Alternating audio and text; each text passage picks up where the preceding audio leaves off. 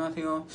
네, 오늘의 이 영상 주제는 바로 오늘도 조금 저번에 제가 한 며칠 전에 게시했던 가타카나 영상과 그 영상보다는 조금 짧을 수도 있는데요.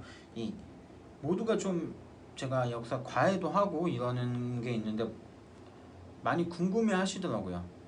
우리는 같은 한 민족사로서 신라와 발해를 공부를 하고 있는데 과연 당시에 발해와 신라의 사이는 어땠는지 굉장히 궁금해 하시는 분들이 많이 있다, 질문도 많이 받고 해서 그거에 대한 그 영상을 오늘 한번 찍어 보도록 하겠습니다.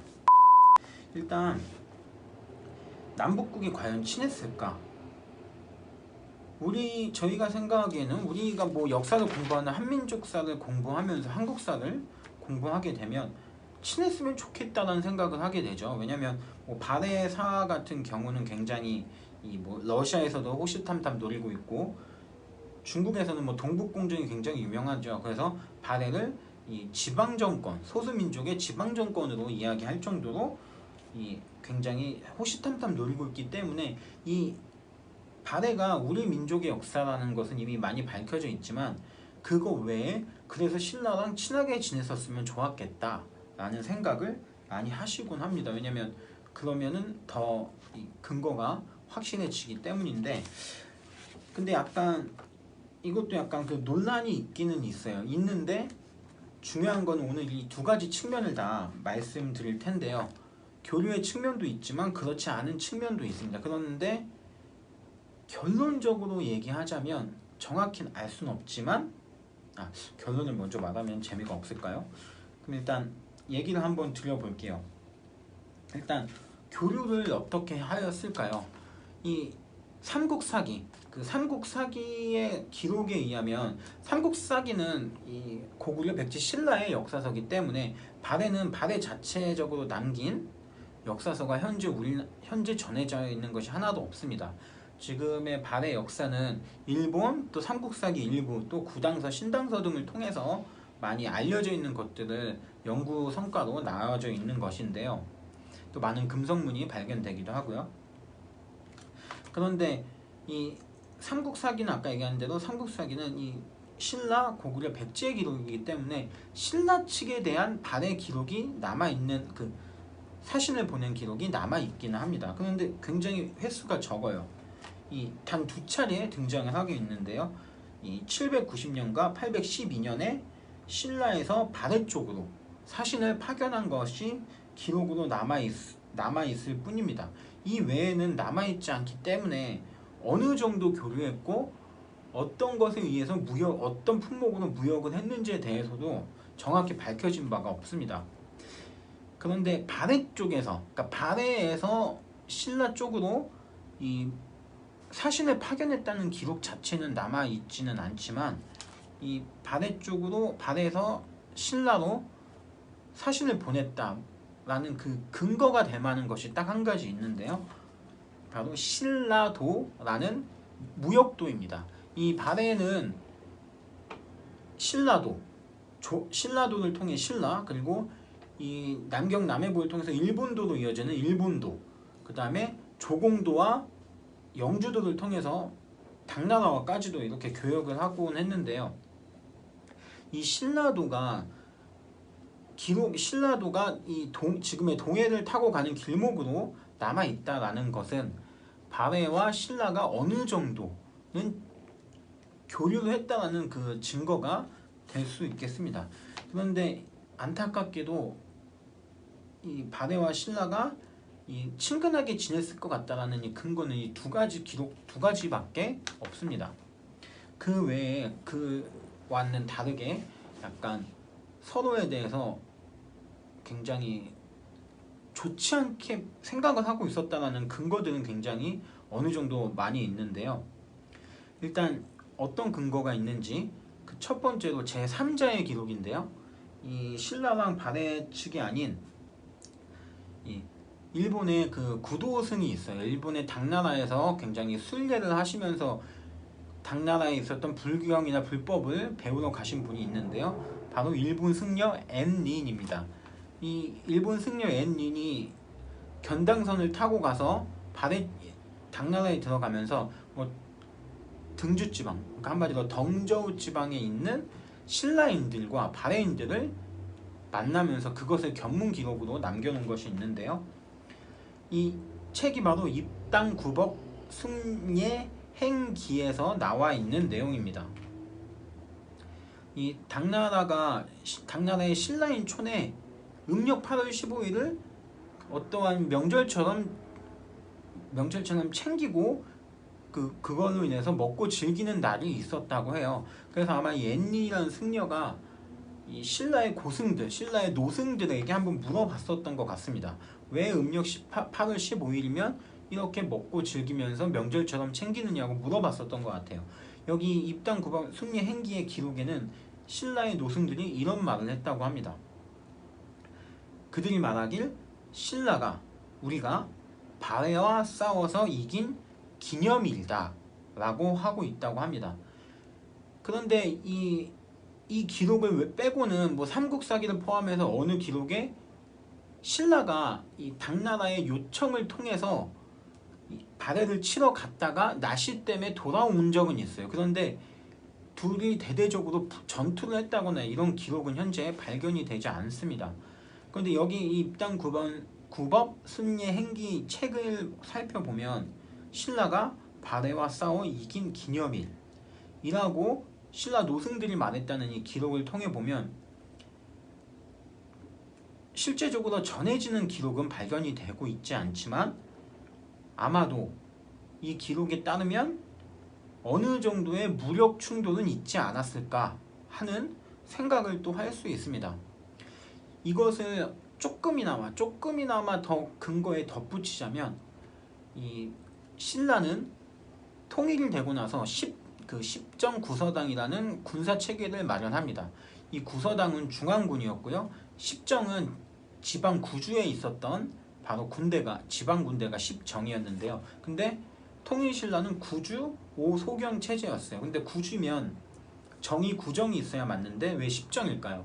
이 바로 신라 북쪽 변경이죠. 그러니까 발해와 경계가 맞닿아 있는 한주에는 지방군을 2정을 설치했다고 합니다. 이유인즉 경계를 맞닿아 있는 지역이었기 때문에 그랬다는 것인데요. 이게 그냥 자연스럽게 생각하면 그냥 국경 지역이니까 국경 지역이었기 때문에 군대를 조금 더 그냥 배치했다고 자연스럽게 생각할 수는 있습니다. 그런데 만약에 무력의 그런 충돌이 없었다면 이 통일신라가 이 발해 쪽에 한주에만 이정을 따로 설치했다는 것은 발해를 어느 정도 경계하고 있었다라는 것으로 볼 수 있을 것 같습니다. 그리고 이제 이런 사건 말고 우리가 뭐 꼭 한국사를 공부하셨던 분들은 알고 계실 법한 이야기인데요. 바로 두 가지 사건이 있습니다. 이 쟁장 사건과 등재 서열 사건입니다. 이 쟁장 사건은 뭐냐면 897년에 발해 하정사로서 사신이 파견이 되었는데요. 거기서 발해 세자 대봉예가 당나라에게 이런 요청을 합니다. 발해가 신라보다 더 큰 나라이니 상국으로, 그러니까 높은 나라로 대우를 해달라. 그러니까 한마디로 이 사신단이 쓰거나 할 때 더 높은 자리에 앉게 해달라고 요청을 한 것인데요. 당나라가 이것을 거절합니다. 당나라가 이걸 거절하자 이 신라의 최치원은 사불어 북국 거상표라고 이야기합니다. 여기서 말하는 북국은 바로 신라 기준에서 북국, 바로 발해를 얘기하고요. 사불어, 그러니까 이 요청을 허락하지 않은 것에 감사하다는 이런 표로 사불어 북국 거상표를 당나라 황제에게 바치곤 합니다. 바치기도 합니다. 즉 당나라의 발해의 요청을 거절해서 굉장히 감사하다라는 내용으로 볼 수 있는데요. 이 사건만 통해 봐도 발해 역시 신라를 굉장히 경계하고 있었다는 게 느껴지죠. 그러니까 신라보다 상국에 있고 싶었던 그 마음을 여기서 볼 수 있고, 신라의 최치원의 이 사불어 북국 거상표에서도 볼 수 있듯이 신라도 발해를 역시나 경계하고 있었다라는 것을 확인할 수 있습니다. 또 하나의 그 사건은 바로 당나라에서는 외국인 전용 시험이라고 할 수 있는 빈공과라는 시험이 있었습니다. 이 빈공과에는 신라인들과 그 나중에 발해가 건국되고 나서는 발해인들도 굉장히 시험에 많이 응시를 하게 되는데요. 이 발해에 그 오소도라는 사람이 있어요. 이 오소도라는 사람은 이 빈공과를 통해서 신라인이었던 이당이라는 사람보다 등수가 높게 이 빈공과를 통과하게 됩니다. 그래서 앞서 그 사부로 북국 거상표를 올렸던 최치호는 이 사건을 두고 남을 치욕적인 사건이다라고 이 치욕이 씻어지지 않을 것이라고 표현할 만큼 굉장히 발해 사람에게 빈공과의 시험 등수가 더 낮은 것만으로도 굉장히 자존심을 상해했다는 것을 알 수 있습니다. 그리고 이 조금 시간이 흐른 뒤 이 오소도의 아들 이 오광차는 아버지도 했으니까 뭐 했겠죠. 빈공과의 시험을 치게 되는데요. 이 빈공과 이때 시험을 칠 때 신라 육두품 출신인 최언위도 같이 시험을 보게 됩니다. 그런데 이번에는 최언위가 이 시험 성적이 더 잘 나와요. 그 오광찬보다. 그래서 이 오소도는 마침 그 사신으로 지금 당나라에 있었던 상황에서 당나라에게 요청을 합니다. 내 아들 오광찬, 그러니까 오광찬을 최언위보다 등수를 더 앞에 해달라. 그렇게 부탁을 하지만 당나라는 그걸 역시 거절해요. 결국에는 이 최언위가 옛날에 오소도한테 졌던 이당의 뭐 치욕을 씻었다라고 볼 수 있는데요.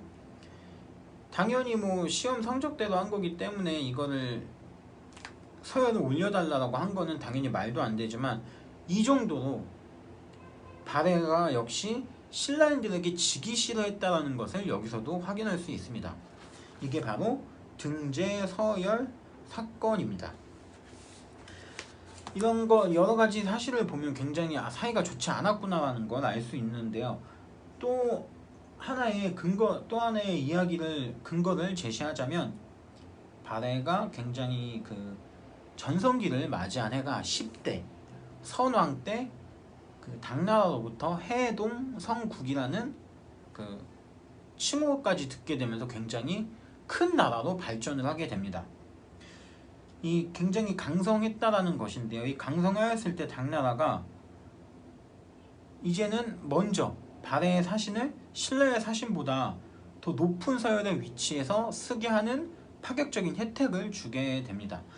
아마 발해가 당시에 최고 전성기를 구가하고 있었기 때문에 이런 조치가 취해졌던 것으로 보여지는데요. 이 발해의 사신의 위치를 더 앞에 놓은 것에 대해 신라가 굉장히 크게 항의를 했다고 해요. 그러니까 한마디로 약간의 배신감을 느꼈었던 것 같기도 하고요. 이런 사건들이 있었기 때문에 발해와 신라는 교류의 흔적이 있기는 하지만 대체적으로 서로에게 적대감이 있었고 경계심이 있었으며 지기 싫어하는 자존심 다툼도 심했다. 그렇기 때문에 남북국 시대로 지칭되는 이 통일신라와 발해의 시대는 굉장히 안타깝지만 발해와 신라는 사이가 뭐 그렇게 좋지는 않아 보인다라는 것이 오늘 영상의 뭐 어느 정도 추정일 뿐입니다. 이것도 추정일 뿐이지만 나와 있는 여러 가지 기록이나 근거를 통해서 본다면 서로에게 굉장히 기분이 좋지 않았던 이런 거기 때문에 적대감은 어느 정도 갖고 있지 않았을까라고 생각을 하고 있습니다. 오늘 이렇게 뭐 제가 가르쳤던 뭐 학생분들이나 여러 사람들이 저한테 궁금해했던 그 남북국 시대 통일신라와 발해는 과연 사이가 좋았을까라는 주제로 영상을 한번 찍어봤는데요. 오늘도 역시 이 영상이 마음에 드셨다면 여기 구독과 좋아요 꼭 눌러주시고요.